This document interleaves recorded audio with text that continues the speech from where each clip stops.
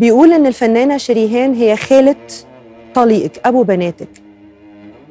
هل الفنانة شريهان وقفت جنبك أو ساعدتك؟ هي معروفة إنها بتقف جنب الناس وبتساعدهم. كانت عارفة إنك خرجتي من بيت ابن أختها ب 200 جنيه أو 180 جنيه في شنطتك؟ معرفش.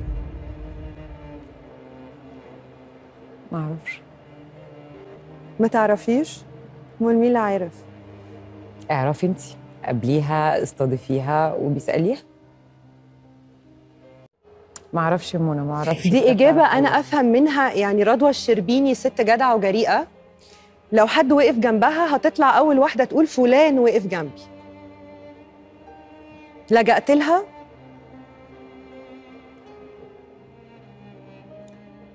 والجلالي خالة باباهم.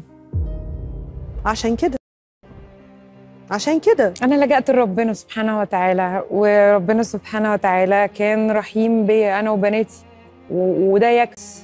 أنا شفت قدرة ربنا سبحانه وتعالى وكن فيكون في تحويل حياة واحدة مفلسة بائسة غير ناجحة في حياتها لبني آدمة تانية خالص. فأي حق ليا عند أي حد أنا يا منى مش عايزاه في الدنيا.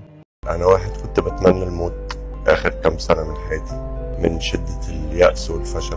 لما ربنا وراني الموت كام يوم حسيت وقدرت قد إيه أنا ضعيف وجبان جدا وخايف جدا إن أنا أموت وأنا كده.